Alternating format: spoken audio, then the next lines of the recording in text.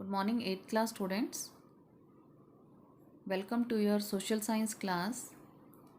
Today in social science, I am going to continue your fourth chapter of history, and the topics which I am going to cover today are what happened to tribal chiefs, what happened to shifting cultivators, forest laws and its impact, and the last one is Birsa Munda. So first of all, we are going to see that what happened to tribal chiefs. Now we are having two conditions of tribal chiefs. First is before British rule. The other condition of tribal chiefs are tribal chiefs under British rule. तो इनके दो तरीके के conditions हैं जिनके बारे में हम पढ़ेंगे. पहला जो है, जो ट्राइबल चीफ्स हैं वो अपने ट्राइब्स के बहुत ही इम्पॉर्टेंट पर्सन जो है वो माने जाते थे. वो इम्पॉर्टेंट पर्सन होते थे क्योंकि वो उस ट्राइब के चीफ हैं, हेड हैं. ठीक है. और जो ट्राइबल चीफ है उसके पास सारी इकोनॉमिक पावर जो है, शक्ति जो है वो होती थी कि किसी चीज़ को किस तरीके से करना है. And the tribal people they use to follow their tribal chief, and this tribal chief is also having right to administer his tribe, as well as he used to control their tribal areas. ठीक है. कैसे लोगों को administer करना है, अपने tribes के लोगों को कैसे उन पे शासन चलाना है, और अपने जो उनका एरिया है उस एरिया को कैसे कंट्रोल में रखना है, ये सारा काम जो है वो ट्राइबल चीफ का होता था. वो पॉलिसीज़ भी बनाता था और वो कानून वगैरह भी बनाता था अपने ट्राइब्स के लिए. तो इस तरीके से दिस ट्राइबल चीफ जो थे उनकी बहुत ही इम्पॉर्टेंट प्लेस थी in that tribes. But it was only before British rule. British rule से पहले. जब ब्रिटिश रूल जो है इंडिया में स्टार्ट हो गया तो इनकी जो सिचुएशन थी ट्राइबल चीफ्स की वो भी टोटली चेंज हो गई. नाउ चीफ्स की पावर एज वेल एज उसकी जो फंक्शंस थे, वो क्या क्या काम करता था, वो टोटली चेंज हो गए थे. अब क्या था, only they could keep their land titles. अब वो उनके पास केवल अपने लैंड टाइटल्स ही होते थे, मतलब कि केवल वो अब नाम से ही जाने जाते थे. All the administrative power was under British rule. Now they are having no administrative power. अब उनके पास कोई एडमिनिस्ट्रेटिव पावर नहीं थी. लॉज जो थे वो ब्रिटिश ऑफिशियल्स जो थे they use to make the laws, and tribal group को वो लॉज जो हैं वो फॉलो करने पड़ते थे. ठीक है. लॉज कौन बनाएगा, ब्रिटिश ऑफिशियल्स बनाएंगे, और फॉलो ट्राइबल पीपल वालों को करने होते थे. तो पहले जो होता था, ट्राइबल चीफ जो था वो अपने ट्राइब्स के लिए लॉज, पॉलिसीज़ वगैरह सारी चीज़ बनाता था. But now it has all come under British rule. तो इसका क्या कंक्लूजन निकला? Conclusion is they lost authority over tribal group. अब उनके पास वो अथॉरिटी नहीं थी कि वो अपने ट्राइबल ग्रुप को अपने हिसाब से चला सके. And they were unable to fulfil their traditional needs. और ना ही वो अपने कोई ट्रेडिशनल नीड्स की पूर्ति कर सकते थे. They were totally under British rule. ये इन लोगों की कंडीशन हो गई थी ट्राइबल चीफ्स की. दूसरा जो है, what happen to shifting cultivators. जो शिफ्टिंग कल्टीवेटर्स थे, शिफ्टिंग कल्टीवेटर्स आपको मालूम है कौन है, जो कि क्या करते थे, they use to shift from one area to another area in forest.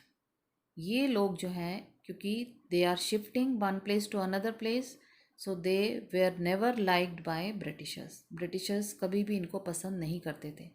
उनका कहना होता था कि ये लोग जो हैं वो क्राइम करके दूसरी जगह भाग जाते हैं, and because they are not settled permanently in one place, so no one is able to catch them, तो कोई उनको पकड़ ही नहीं सकता, ठीक है। तो Britishers were unhappy with shifting cultivators, इनसे वो कभी भी खुश नहीं थे।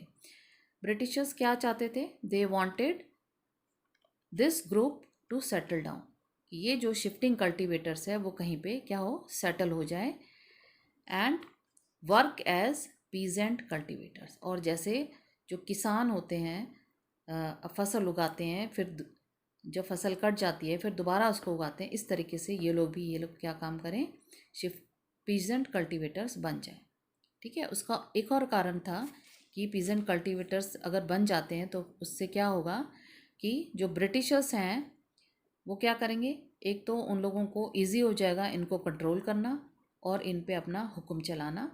दूसरा क्या है कि Britishers they will get revenue from these states, तो इन लोगों से वो इजीली फिर क्या कर सकते हैं, रेवेन्यू भी ले सकते हैं जो उनके प्रॉफिट के लिए होगा। तो इस तरीके से they wanted. Now the land settlement जो है, this kind of land settlement with this tribal groups, it was not successful, ठीक है। Why? Britishers effort was unsuccessful, ये सक्सेसफुल नहीं हो पाया।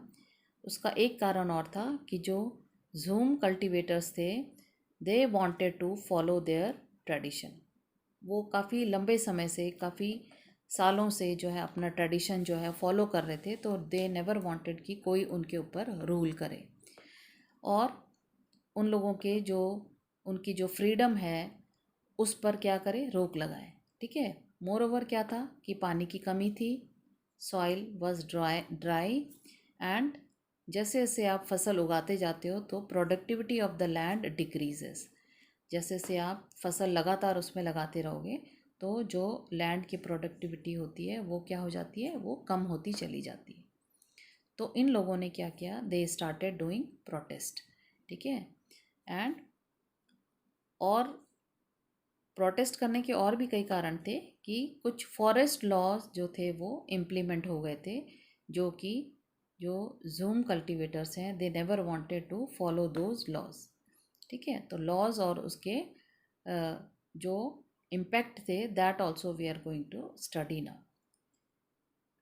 पहला जो है, जो ट्राइब्स जो हैं they were totally dependent on forest. Tribes जो हैं वो सिटीज़ और टाउन्स वगैरह में नहीं रहते, वो कहाँ रहते हैं, they use to live in forest, तो वो फॉरेस्ट पे ही डिपेंडेंट होते हैं। और Britishers made forest laws which affected tribal lives, Britishers ने फॉरेस्ट लॉज बना लिए थे जिससे कि ये जो ट्राइबल लाइव्स थी वो बहुत इफ़ेक्ट हो रही थी।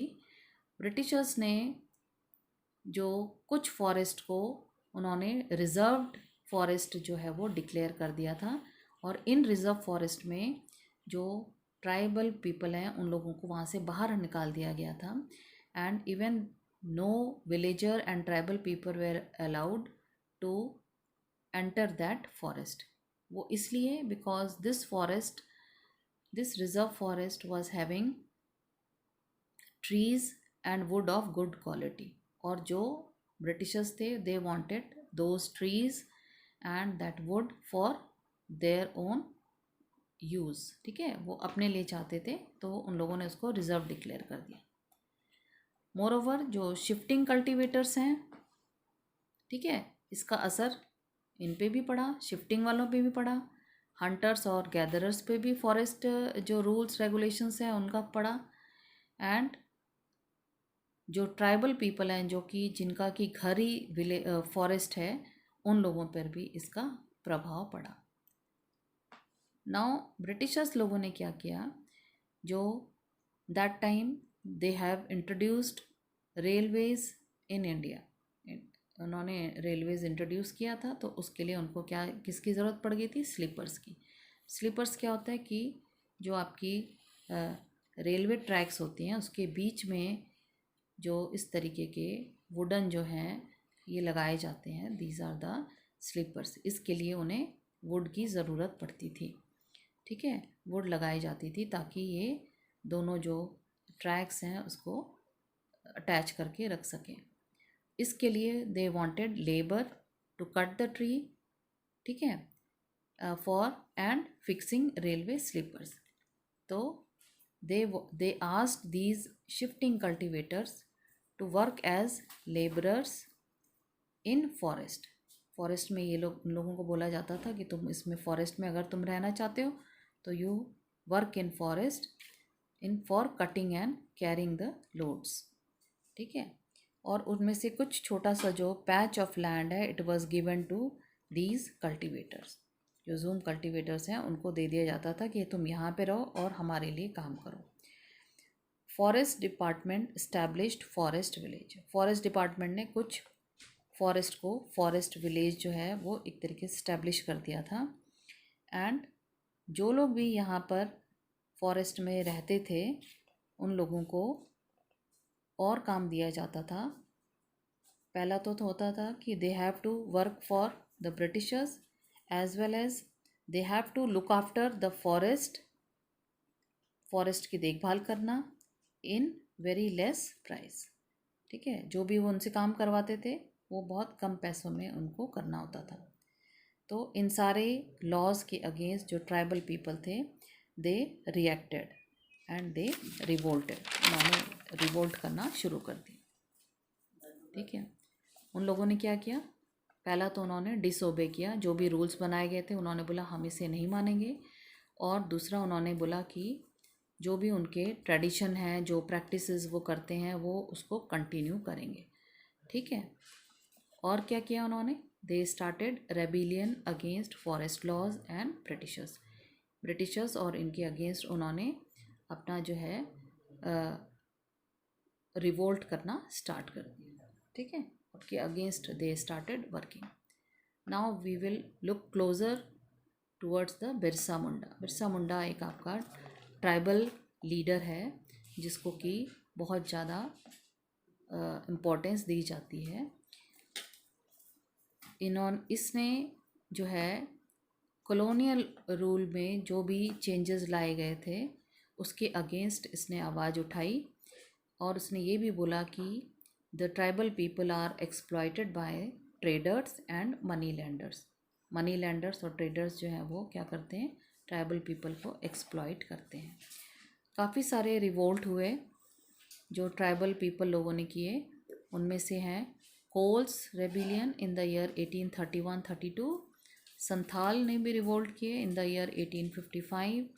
Then Bastar rebellion in 1910 and Warli revolt in 1940. इस तरीके से ये रिवोल्ट किए गए by the tribal people. Now the prominent revolt which is led by Birsa Munda. अब हम एक ऐसे रिवोल्ट के बारे में पढ़ रहे हैं जो कि बिरसा मुंडा ने स्टार्ट किया था. बिरसा मुंडा जो है ही वॉज बॉर्न इन 1870 में इनका जन्म हुआ. वो बहुत ही गरीब परिवार से थे लेकिन वो जैसे फ्री घूमते थे, जैसे भेड़ बकरियों को चराना, फ्लूट बजाना, बांसुरी बजाना, ठीक है, और डांस वगैरह करना, इस तरीके के वो काम करते थे. तो एक तरीके से ट्राइबल पीपल जो करते हैं इस तरीके से ही also use to do. And he use to move from place to place with his parents and tribal people. Now then he realised कि जो मुंडा जो ट्राइब है उसका एक गोल्डन एज जो है ही वॉज इंस्पायर्ड बाय मुल्क की लड़ाई. एक नाम है मुल्क की लड़ाई. It helped him in inspiring for the revolution against Britishers के अगेंस्ट मुल्क की लड़ाई जो है उससे वो इंस्पायर हुए और उन्होंने रिवोल्ट शुरू किया. उनका एम क्या था, for the betterment of tribal society का बेटरमेंट हो. उसके लिए उन्होंने लोगों को बोला कि वो जो लिकर जो है, शराब जो है उसको छोड़ दें, अपने विलेज को साफ़ सुथरा रखें और जो जादू टोने वाला जो काम है उससे दूर रहें, उसको बंद कर दें. ठीक है. ये सारी चीज़ें थी. तो ये इस तरीके से था for the betterment of the tribal society. इनको थोड़ा इन पे अपना इम्प्रेशन जमाने के लिए जो लोकल मिशनरीज स्कूल्स हैं उन लोगों ने इन पे अपना प्रभाव डालने की कोशिश की। वैष्णव प्रीचर्स ने भी इन पे अपने प्रभाव डालने की कोशिश की, but Birsa was against all such missionaries and Hindu landlords. इनके वो अगेंस्ट थे। ठीक है। 1895 में बिरसा ने अपने फॉलोअर्स को बोला कि दे शुड स्टार्ट प्रैक्टिसिंग सतयुग। ठीक है। सतयुग है आपका एज ऑफ ट्रुथ, सत्य युग। ठीक है, that is the age of yug, age of truth. तो now we are having the clashes between British and Munda. ठीक है। ये क्या है कि बिरसा जो है he wanted to drive out missionaries. Missionaries जो थे उनको यहाँ से हटाना चाहता था। क्यों? क्योंकि मिशनरीज उनके ट्रेडिशंस को क्रिटिसाइज़ करते थे। मनी लैंडर्स और हिंदू लैंडलॉर्ड्स के भी वो अगेंस्ट था, because they use to take their land. जब वो पैसा नहीं चुका पाते थे तो वो उनकी ज़मीन छीन लेते थे, तो वो इनके अगेंस्ट भी था। गवर्नमेंट लॉज के अगेंस्ट भी था British Munda, Birsa Munda, because ये जो लॉज होते थे, गवर्नमेंट लॉज जो होते थे वो उनके लैंड सिस्टम को डिस्ट्रॉय करते थे। ठीक है। तो इस तरीके से इन्होंने रिवोल्ट शुरू किया, जिसकी वजह से ब्रिटिशर्स ने इन 1895 उसको अरेस्ट कर लिया कि ये जो है लोगों के बीच में वायलेंस और राइट्स जो है वो क्रिएट कर रहा है। तो उन्होंने उसको, बिरसा को 2 साल के लिए जेल में डाल दिया। Then Birsa was released in the year 1897 and after coming back he again gathered support of his tribal people and he requested people to destroy Ravana। और रावणा उसने किसको माना? डिकूज एंड यूरोपियंस को। बोला कि ये रावण लोग हैं, इनको हमें क्या करना है? डिस्ट्रॉय करना है। जैसे हम रावण को जलाते हैं दशहरा के टाइम में कि अपनी बुरी जो आदतें हैं, बुरी जो थिंकिंग है उसको दूर करना। In the same way he also wanted to destroy dikus and the European, and then they targeted the symbols of dikus and European power. वो जो भी जहाँ पर भी उन्हें लगता था कि ये डिकूज और जो यूरोपियन पावर्स के सिंबल हैं उस पर अटैक करना, तो इसलिए उन लोगों ने पुलिस स्टेशंस और जो भी प्रॉपर्टी होती थी मनी लैंडर्स की उसको अटैक करना शुरू किया। They raised white flag as symbol of Birsa Raj. तो बाद में उन लोगों ने बिरसा राज के लिए वाइट फ्लैग जो है वो अपना सिंबल रखा और यहाँ पर उस फ्लैग को रेज करके they use to show their revolt against Britishers. 1900 में बिरसा जो है उसकी डेथ हो जाती है, but it was due to cholera. उनको कॉलरा हो गया था, इसलिए बिरसा जो है उसकी डेथ हो जाती है। But even then this movement continued in 2 ways. 2 तरीके से इसको कंटिन्यू रखा गया। पहला था कि जो कॉलोनियल गवर्नमेंट थे उन लोगों ने लॉज जो है इंट्रोड्यूस किए कि ट्राइबल पीपल जो है उनके लैंड को कोई भी ना छीने, उनको कोई भी उसको छीन नहीं सकता। ठीक है। दूसरा एक ये पता चला कि जो ट्राइबल पीपल हैं वो अपने हक के लिए लड़ाई लड़ सकते हैं। तो इस तरीके से जो है मूवमेंट जो है उनके कंटिन्यू रहे। Now students, you will be completing this assignment, which is fill in the blanks, and words are given here. You have to choose the correct word from here and you will fill in these blanks.